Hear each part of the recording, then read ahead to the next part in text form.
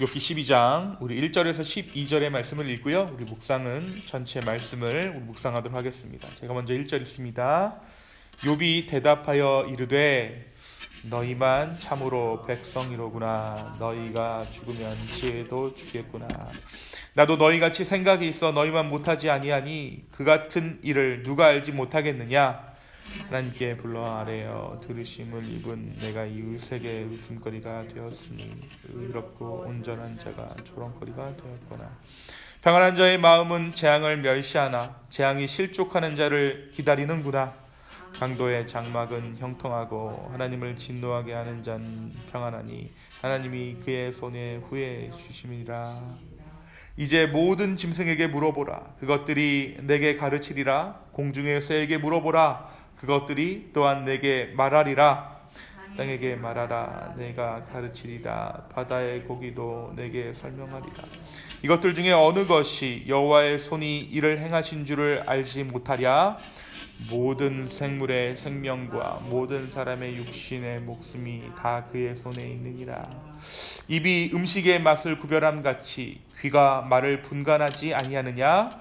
늙은 자에게는 지혜가 있고 장수하는 자에게는 명철이 있느니라. 아멘.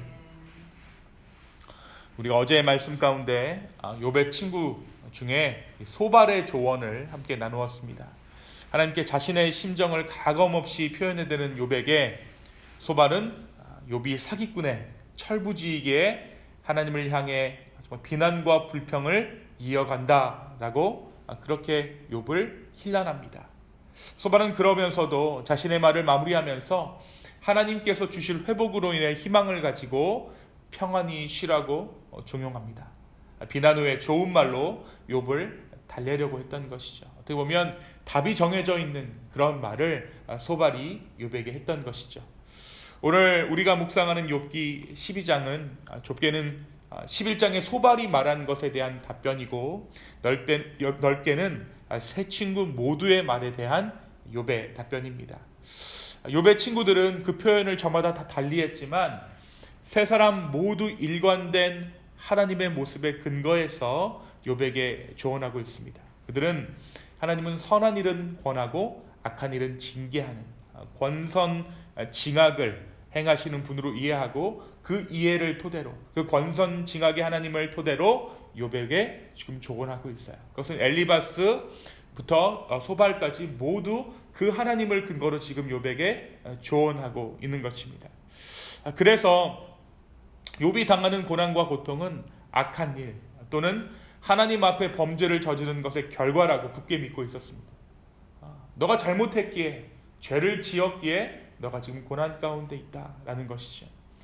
그들이 알았던 하나님이 그러한 하나님이었기 때문에 자업자득의 하나님, 권선징악의 하나님이었기에 그들은 하나같이 욥에게 하나님을 원망하는 일을 그만하고 벌받을 만한 일을 행했음을 이실직고 하라, 회개하라 라고 촉구합니다. 이에 대한 욥의 답변을 1절에서 4절은 이렇게 기록하고 있어요. 너희만 참으로 백성이로구나. 너희가 죽으면 지혜도 죽겠구나. 나도 너희같이 생각이 있어 너희만 못하지 아니하니 그 같은 일을 누가 알지 못하겠느냐. 하나님께 불러 아뢰되 들으심을 입은 내가 이웃에게 웃음거리가 되었으니 의롭고 온전한 자가 조롱거리가 되었구나. 의롭고 온전한 자가 조롱거리가 되었구나. 이 말이 무엇입니까? 내가 너희가 말하는 걸 안다. 근데 내가 지금 겪고 있는 그 일은 너희가 말하는 의인은 복받고 악인이 벌받는 그런 하나님이 아니라는 것이죠. 너희가 머릿속으로 알고 있는 지금 그 하나님으로 너에게 조언하고 있는데 지금 내가 경험하고 있는 하나님은 그런 하나님이 아니다. 그렇다면 내가 하나님 밖에 있느냐? 내가 하나님을 믿지 않고 있느냐? 그건 아니라는 거예요. 내가 하나님 안에 있고 하나님을 지금 믿고 있지만 지금도 하나님을 내가 신뢰하고 있지만 내가 지금 경험하는 하나님이 여태까지 경험했던 그러한 하나님이 아니라는 것입니다. 그러니까 너희가 이제 그만 아는 척하라는 것이죠. 잘난 척하지 말라라는 것입니다. 그러면서 욥이 이야기하는 것이 무엇입니까? 이러한 고난을 당하고 보니까 세상의 모든 것이 하나님의 것이라는 거예요. 역설적이게도 짐승에게도 배울 것이 있고 식물에게도 우리가 배울 것이 있다라고 이야기하고 있죠. 7절에서 8절이 그것을 이야기합니다. 이제 모든 짐승에게 물어보라. 그것들이 내게 가르치리라. 내가 이 고난받기 전에는 동식물은 그냥 하찮은 것이었다. 근데 고난을 받고 보니까 동식물 안에도 하나님의 뜻이 깃들어져 있더라. 하나님께서 지으신 모든 피조물에는 하나님의 지혜가 깃들어 있다는 것입니다. 결국 이것이 무엇을 말합니까? 인간이 가장 어리석은 존재더라. 아는 것만 말하는, 경험하는 것만 말하는 인간이 가장 어리석은 존재더라 라는 것을 욥이 지금 이야기하고 있는 거예요.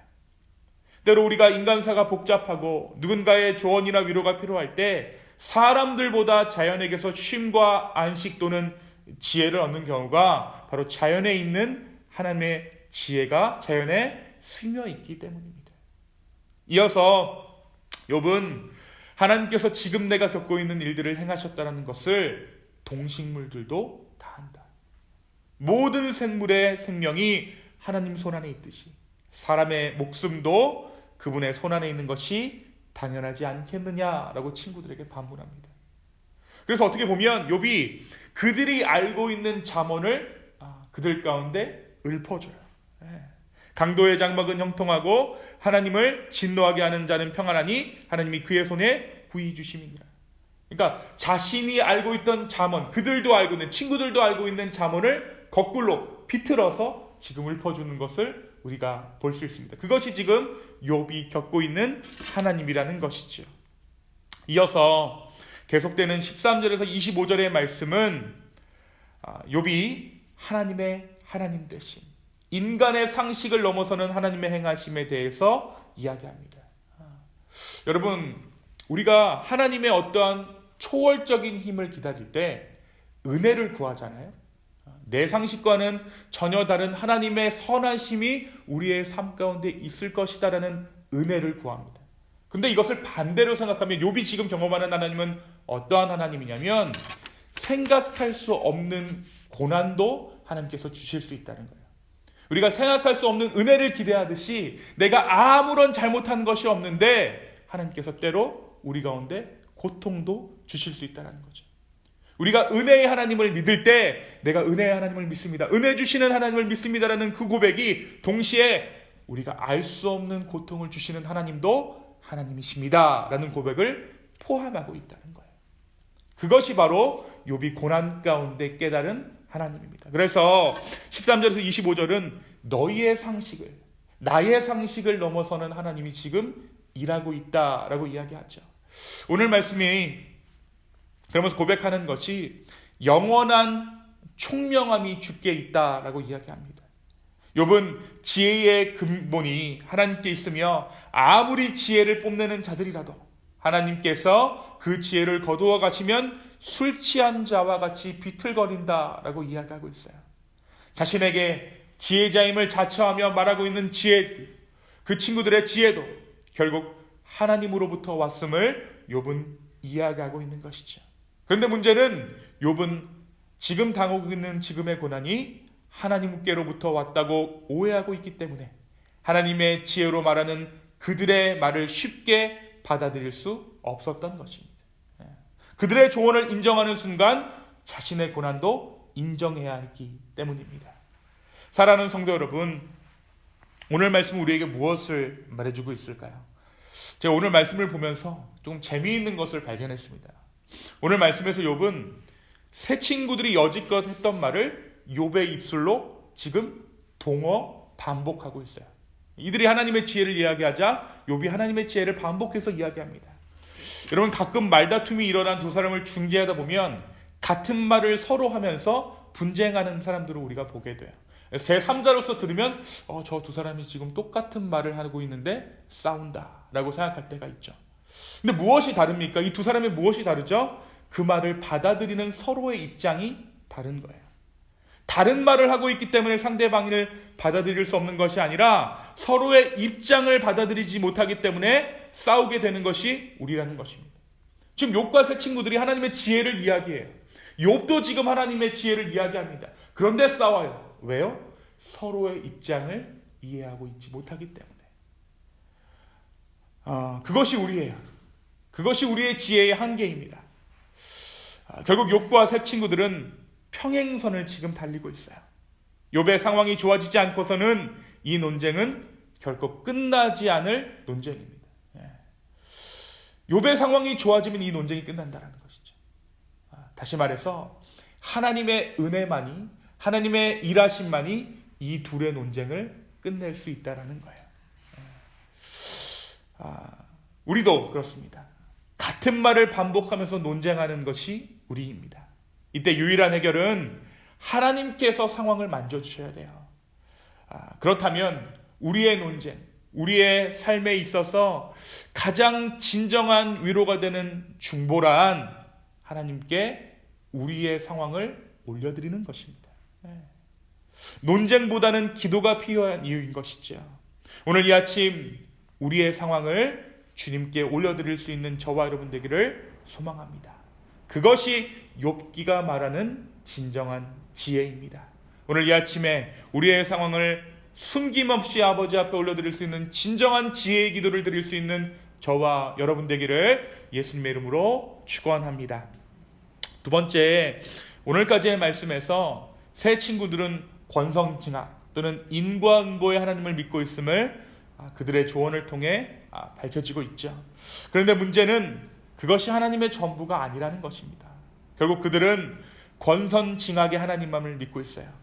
여러분, 그런데 어떻습니까? 권선징악은요, 이방의 신들도 가지고 있는 거예요. 부처님도 가지고 있고 알라신도 가지고 있고 이방의 신들도 다 권선징악을 이야기해요. 문제는 권선징악의 하나님만 하나님으로 믿기에 그들이 하나님을 소유할 수는 있어도 결코 그들이 하나님의 소유가 될 수는 없다라는 거예요. 내가 하나님을 소유할 수는 있어도 내가 하나님의 소유가 될 수는 없다라는 것이죠. 왜? 권선징악의 하나님만 하나님이니까. 그 하나님만 내가 받아들여서 내 포켓에 넣는다라는 것입니다.